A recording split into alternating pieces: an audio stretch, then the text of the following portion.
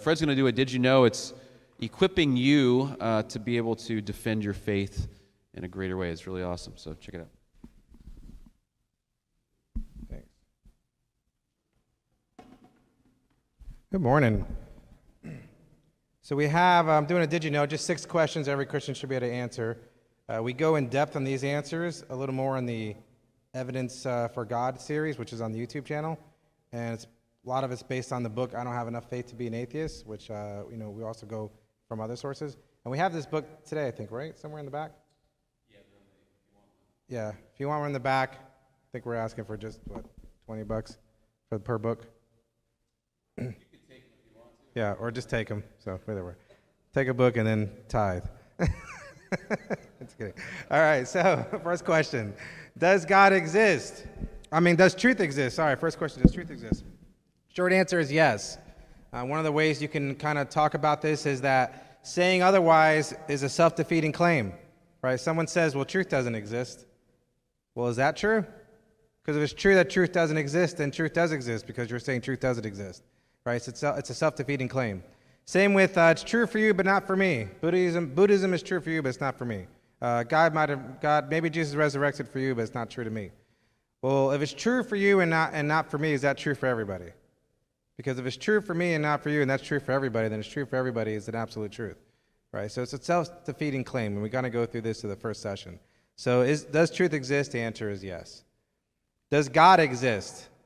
All right, we go through this to the first, I think, sessions 1 through 5. But short answer, obviously, is yes. How do we know through science, through scientific evidence and through other evidence? Is the creation of the universe, right? We know through the cosmological arguments. All scientists have agreed, right? Virtually every single scientist has agreed that space, time, and matter came into existence at the same time. So if you think about that, prior to the universe, there was no space, there was no time, there was no matter. And there was nothing. Whatever created the universe had to be timeless, not part of our time, spaceless, immaterial, all powerful to create this universe, whatever that thing was, and personable because there was nothing prior, and now there's something. So something made a choice to create this universe. So we have the creation of the universe, cosmological argument. We have the universe and life all appears to be designed, hence a designer. Right? If you look at life, you look at biology, everything appears to be designed.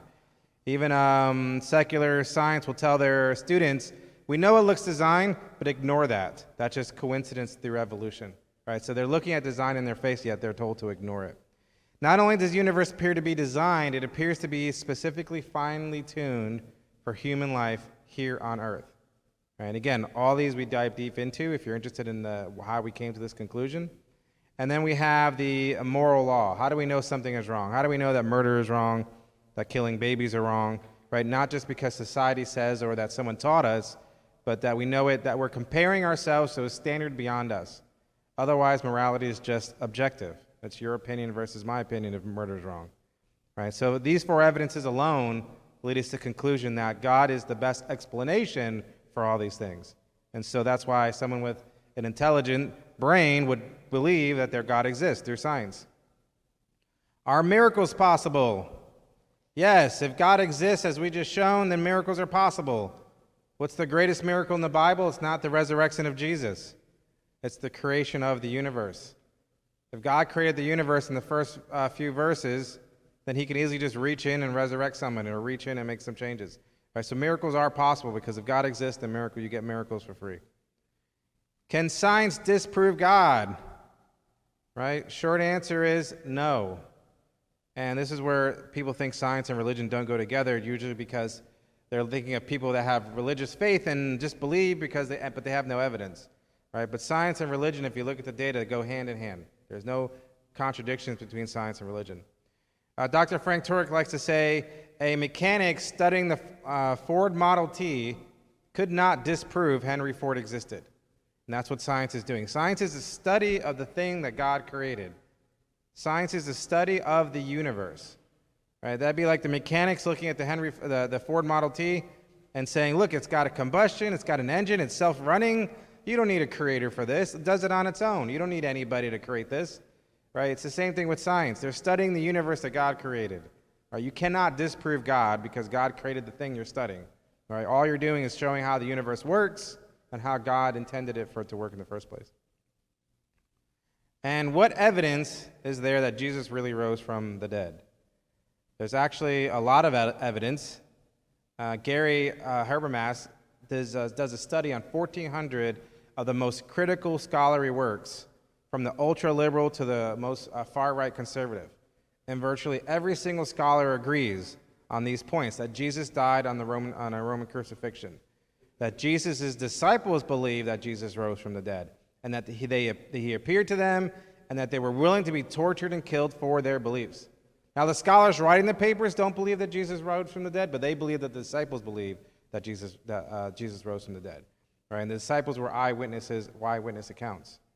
Paul, who persecuted Christians, right? We talk about Paul often, but we always forget about his past. Right? He persecuted Christians, and then suddenly and overnight he became a Christian. Right? And after Jesus appeared to him. They all agree that Jesus' brother James was skeptical until after the resurrection. Then James converted after seeing Jesus risen. And 75% of scholars agree that Jesus' tomb was found to be empty. Right? The first 100 years of the church was the Jews and the Christian church arguing over how the tomb was empty, whether the disciples stole it in the middle of the night where the Roman guards were sleeping, or whether Jesus really rose. But they both agree, even the enemies agree, that the tomb was empty. And if you know anything about Roman culture, as a Roman guard, if you fell asleep on your duty, you were executed. So disciples who were scared of the Romans came in the middle of the night while their guards were sleeping, who would have been executed, and stole the body. Right? So all the data adds up to the only explanation that solves all the data points and the critical analysis is that Jesus rose from the dead. There's other arguments people like to throw in there, like, well, maybe this happened or maybe it was this, but every single other argument has through critical analysis has a lot of holes and doesn't stand on its own. And last one, well, are there any non-Christian sources that back the story of Jesus? You know, everybody that wrote the Bible is biased. Right? Everyone that wrote the Bible is biased. This is the wrong question to ask. Right? The right question is, why were they Christians in the first place? Anyone that was an eyewitness became a Christian. Right? The question really should be asking is why? Why did Paul suddenly become a Christian? Why did the Jews give up 2,000 years of culture and beliefs when they thought they had the right religion and the God, and they came up with a whole new religion overnight to become Christians? Right? But we do have at least 10 non-Christian sources. We have historians, Josephus, Tacitus, Thallus. We have government officials, Emperor Trajan, Herodian, Pliny the Younger. We have the Jewish Talmud. We have the Greek writer Lucian. And if you piece together all their references, you get the story of the New Testament from non-Christian sources. And that's it. Now you know some 6 rebuttals to commonly asked questions about Christianity in the Bible.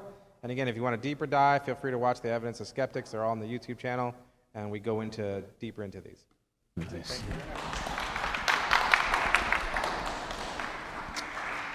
So thankful you're doing that, Fred. Appreciate it.